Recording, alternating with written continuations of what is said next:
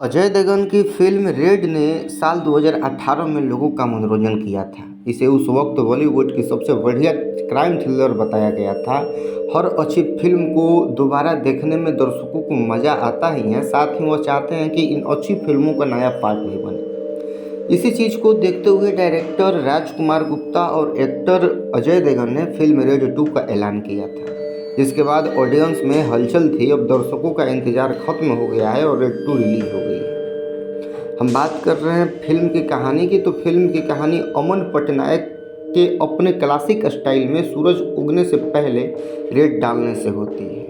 अमन के निशाने पर हैं राज आस्थान का राजा, जो अपने महल में फुल पार्टी के मज़े लेते हुए अय्याशियाँ कर रहे हैं।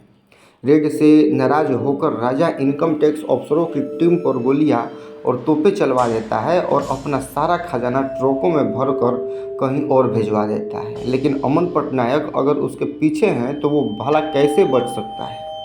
लेकिन राजा का खजाना जब्त करने के बाद अमन कुछ ऐसा करता है जिस पर विश्वास करना आपके, मेरे और बाकी सभी के लिए मुश्किल है। वो राजा का मामला रफा दफा करने के लिए 2 करोड़ रुपए की घूस मांगता है। बस फिर क्या था, बॉस को पता चलते ही अमन का ट्रांसफ़र हो जाता है।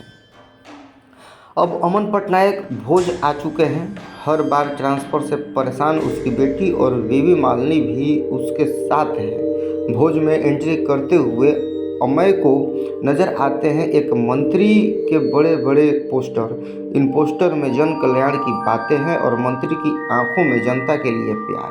तब अमन को मनोहर धनकर उर्फ दादा भाई, जो इसका किरदार रितेश देशमुख निभा रहे हैं, इनका चेहरा पहली बार दिखता है। दादा भाई जनता के सेवक हैं। जब उनके पास कुछ नहीं था तब भी वो जनता की सेवा करते थे और इसी के चलते जनता ने उन्हें मंत्री बनाया। अब लोगों की सेवा के लिए दादा भाई ने अपनी मां सुषमा के नाम से एक फाउंडेशन खोली है, जिसमें कई लोग नौकरी करते और पैसे कमाते हैं। दादा भाई भगवान से ऊपर अपनी माँ को रखते हैं। रोज़ सुबह उठकर उनकी पूजा करते हैं और उनके चरणों में अपना शीश नवाते हैं। दादा भाई की छवि एकदम चिकनकारी के सफ़ेद कुर्ते ही सी साफ है और यही अमय के लिए शक की बात है। वो भोज में चीज़ों को तलाशने निकलता है तो उसे दादा भाई के काले कामों के बारे में पता चलता है। लेकिन बात अब सिर्फ इनकम टैक्स फ्रॉड तक सीमित नहीं है। दादा भाई ने 500 करोड़ का फ्रॉड तो कर ही रखा है, लेकिन उसके साथ साथ वो और भी बड़ी चीज़ों में शामिल है। वो चीज़ें जो न सिर्फ लोगों की ज़िंदगी बर्बाद कर रही है बल्कि उन्हें अपनी जान लेने पर भी मजबूर कर रही है। इन्हीं सब का पता अमय पटनायक को लगाना है। अमय के सामने दादा भाई और उसके गुंडे ही नहीं बल्कि भोज की जनता भी है, जो दादा भाई को अपना भगवान मानती है। ऐसे में अमय हर तरफ से फंसा हुआ है और उसकी नौकरी पर बनी हुई है वो अलग। राजकुमार गुप्ता की फिल्म रेड आपने देखी हो तो आपको याद होगा कि उस फिल्म का ज़्यादातर हिस्सा रेड मारने के बाद ताऊ जी के घर के अंदर की कहानी दिखाने तक सीमित था। ताऊ जी यूँ तो बहुत शातिर थे, लेकिन उनके परिवार ने उनका बंटाधार करवा दिया था। लेकिन इस फिल्म में चीज़ें और दिलचस्प है क्योंकि दादा भाई ताऊ जी से भी साना है।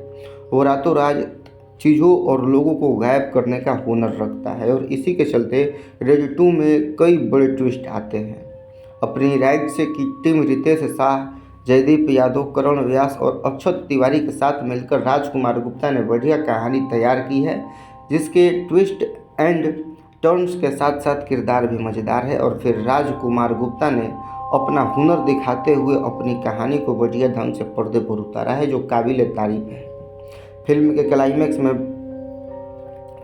चला पैसा ये पैसा गाना सुनकर आप भी झूम उठेंगे। वहीं डायरेक्टर के बढ़िया विजन का नमूना है। पिक्चर में एक से बढ़कर एक एक्टर को लिया गया है। अमन पटनायक का किरदार अजय देवगन ने बखूबी निभाया। वो रोल में एकदम फिट बैठते हैं। उन्हें देख कर लगता ही नहीं है कि वो असल में अमय है। मालिनी पटनायक के रोल में वाणी कपूर का नाम भी अच्छा है। उन्हें कुछ बहुत ज़्यादा करने को नहीं मिला, लेकिन जितना था उन्होंने बढ़िया किया हर फ्रेम में और थोड़ी ज़्यादा खूबसूरत भी लगी। पिक्चर के विलन की बात करें तो रितेश देशमुख ने फिल्म के विलन में ही बता दिया था कि वो बहुत बढ़िया बैड बॉय है। इस फिल्म में भी उन्होंने दादा भाई के दोनों रूपों, अच्छे और बुरों को बेहतरीन ढंग से निभाया। अजय और रितेश के अलावा फिल्म में रजत कपूर, अमित सियाल, ब्रिजेंद्र का काला, सौरभ शुक्ला, सुप्रिया पाठक, श्रुति पांडे, गोविंद नामदेव और यशपाल शर्मा जैसे बढ़िया कलाकार हैं। सभी ने अपने किरदारों को अच्छे से निभाया। सौरभ शुक्ला को रेड 2 में देखना काफ़ी अच्छा लगा, लेकिन सबसे ज़्यादा मज़ा अमित सियाल के किरदार ललन सुधीर को देखने में आया। ललन के डायलॉग और हरकत ही इनके फनी है कि आपको उससे प्यार हो जाएगा। ड्यूटी के पहले दिन महामहिम दादा भाई के घर पहुंचे।